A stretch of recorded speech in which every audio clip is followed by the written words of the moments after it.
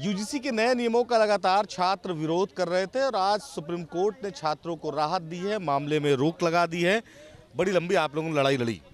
देखिए, लड़ाई सिर्फ व्यक्तिगत लड़ाई नहीं है, ये पूरे समाज की लड़ाई थी। जिस तरीके से यूजीसी का जो काला कानून था, हम लोग, आप बताइए, छात्रावास में जब नए नए आते हैं तो हमको बगल में ये नहीं पता होता कि अगला एससी आएगा कि एसटी आएगा कि ओबीसी आएगा। हम लोग छात्र के तौर पे, एक मित्रता के तौर पे, एक भाईचारे के तौर पे यहाँ रहते हैं। लेकिन कहीं ना कहीं ये कानून आने के बाद जिस तरीके से हमारे पुराने साथी जो हमारे साथ एक कभी संघर्ष में हुआ करते थे, वो भी हमसे दूरी कर लिए कि आप लोग इसके विरोध में, हम लोग समर्थन में, हम लोग एक नहीं हो सकते। तो कहीं ना कहीं ये डिवाइड एंड रूल की पॉलिसी है। आप अंग्रेजों के ज़माने में देखते थे कि वो पॉलिसी खेली जाती थी, आज भाजपा सरकार में वो पॉलिसी खेली जा रही है। और कहीं ना कहीं इसमें पार्लियामेंट्री कमेटी की एक सिफारिश भी थी, क्लॉज डी, जिसको दिग्विजय सिंह कल ट्वीट करके बताया भी है कि इसमें जो क्लॉज डी था, प्रिवेंशन और चेक्स के लिए प्रावधान था फाइन्स का, पनिशमेंट का, जो फेक एलिगेशन लगाता है और कन्विक्शन अगर उसमें नहीं पाया जाएगा तो उसके ऊपर भी कठोर कार्रवाई होगी। लेकिन यूजीसी ने इसको दरकिनार करके जो बाकी ABC जो क्लॉज थे उनको ही अडॉप्ट किया है। तो ये सवाल गंभीर है और ये सवाल यूजीसी से हम लोग कर रहे हैं कि आपने जो प्रिवेंशन चेक था वो क्यों हटाया। ये सरासर दिखाता है कि बाइसनेस को ये लोग जो है कि और कास्टिज्म को कर्व करने का नहीं, टारगेट करने का काम कर रहे हैं और छात्रों को बांटने का काम कर रहे हैं इस कैंपस में। ये लखनऊ विश्वविद्यालय के छात्रों का इतिहास है कि हम बटेंगे नहीं और ना हम कटेंगे, हम एकजुट होकर यूजीसी को मुंह तोड़ जवाब देंगे। यूजीसी के जो नए नियम आए, एक बात तो बहुत साफ हो गई कि अब कोर्ट ने भी मान लिया कि गंभीरता से उस पर विचार नहीं किया गया। शायद यही वजह है कि गलती हुई।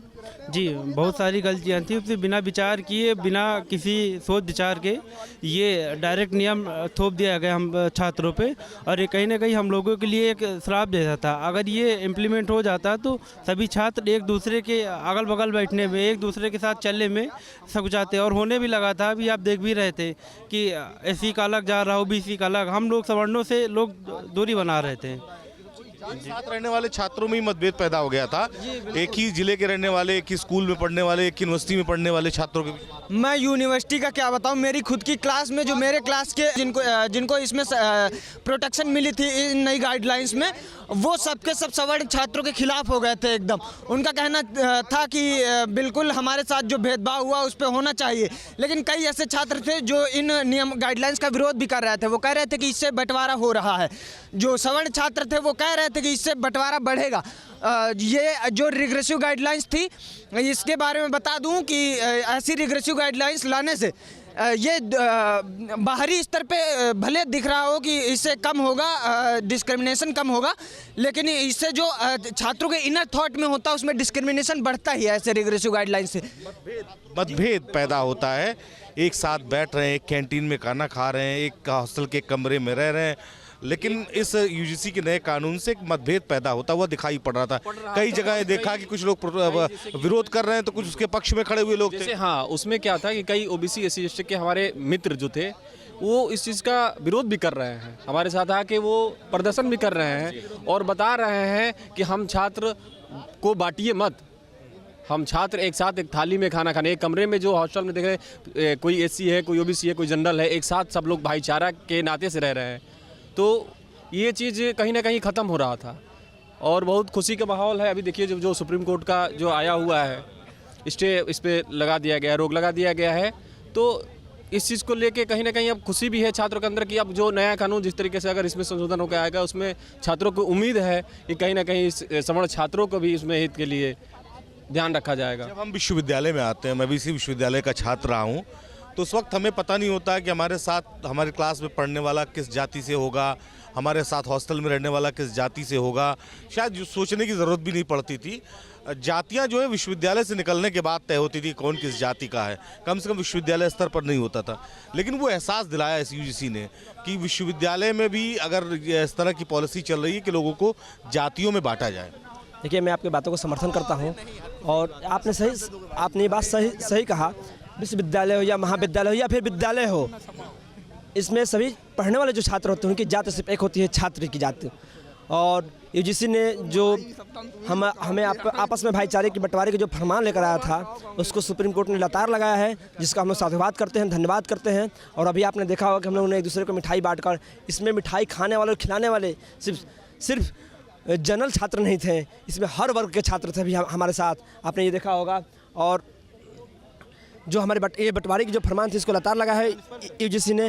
या हम लोग एक साथ जब क्लास में बैठते हैं, एक साथ लाइब्रेरी में बैठते हैं, एक साथ नोट्स शेयर करते हैं, एक साथ हम लोग अपने असाइनमेंट बनाते हैं, उस समय हमें कोई जात और धर्म नहीं देखते हैं। लेकिन हम लोगों ने महसूस किया इतने दिनों में कि जो रौनक पहले थी विश्वविद्यालय की, रौनक वो डाउन हो गई थी और रौनक ख़त्म हो गई थी। हमारे साथी अब हमें उस नज़र से नहीं देखते थे, वो उनके अंदर ये हो गई थी कि ये तो हमसे भिन्न है। तो वो फिर वो रौनक वापस लाने के लिए सुप्रीम कोर्ट ने यूजीसी को लतार लगाया है, जिसका हम लोग धन्यवाद करते हैं।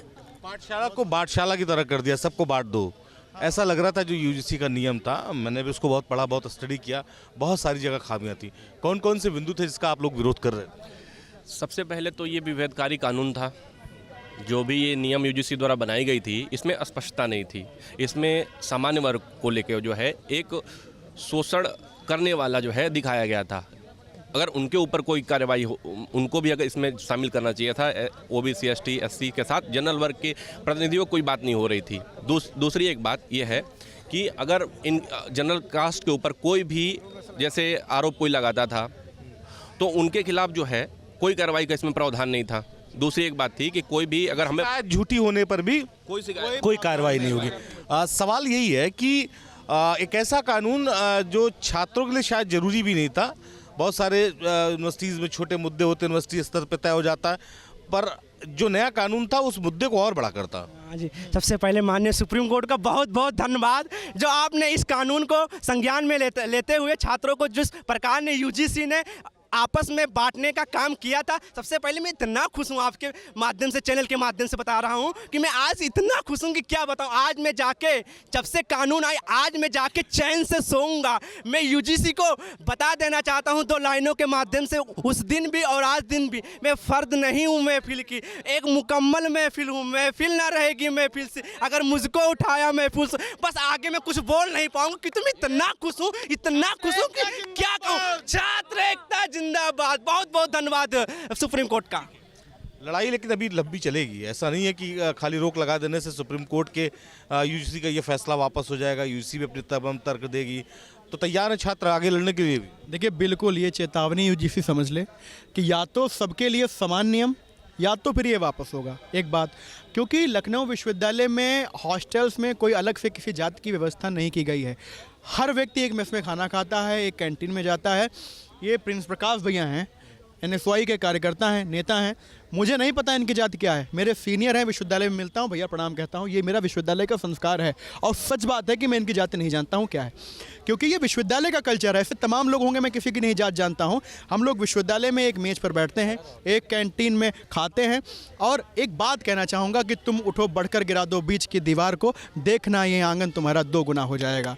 ये बात इसलिए कहा हूँ क्योंकि विश्वविद्यालय विचार और विमर्श का केंद्र होता है। विश्वविद्यालय से निकला हुआ विचार पंक्ति की अंतिम व्यक्ति तक पहुँच करके उसको प्रभावित करता है। और जब अपने गांव घर देहात से हम लोग निकल करके आते हैं, वहाँ पे जो छोटी मोटी जातीय दुर्भावना बची हुई है, विश्वविद्यालय में आकर के 6-8 महीने में यहाँ पर रम करके हम सब लोग उसको भूल जाते हैं। हमारा कोई मित्र किसी समुदाय का बन जाता है और यही संस्कार जब 5 से 10 साल के बाद अपने गाँव घर क्षेत्र में जाते हैं तो ये संस्कार हमारे वहाँ पर भी फैलते हैं। ये इस परंपरा में यूजीसी का ये नियम बाधक था। इस पे सुप्रीम कोर्ट ऑफ इंडिया ने अभी जो कहा है कि आप नई कमेटी और प्रतिष्ठित लोगों की कमेटी गठित करके इसके ऊपर पुनर्विचार करिए और सबके लिए समान नियम लेकर के आइए। ये हम इसका स्वागत करते हैं। का काम था न्याय करना, लेकिन लगता रास्ते से भटक गई। जी सर, बिल्कुल। जैसे कि यूजीसी जो एक्ट लाया गया, इसमें एक मतलब एससी, एसटी, ओबीसी उसको हीरो बना दिया गया और जनरल को विलन बना दिया गया। जातियों की बात नहीं होनी चाहिए। लखनऊ विश्वविद्यालय में इस वक्त मौजूद था, छात्रों के साथ हम चर्चा कर रहे थे। और यूजीसी के जो कानून था, इसमें सबसे बड़ा विरोध इसी बात को लेकर था कि छात्र को दरअसल जातियों के आधार पर बांटने की जरूरत नहीं है। छात्र को प्रतिभा के आधार पर उनका आकलन किया जाना चाहिए और इस कानून को लेकर इसीलिए विरोध हो रहा था। आपके मोबाइल पर तुरंत आएगी ब्रेकिंग न्यूज। स्क्रीन पर सबसे पहले दिखेगी बड़ी खबर। देश दुनिया की हर खबर एक जगह। अब आपके मोबाइल पर तुरंत फटाफट इंस्टॉल कीजिए न्यूज़ नेशन ऐप और रखिए खुद को अपडेट।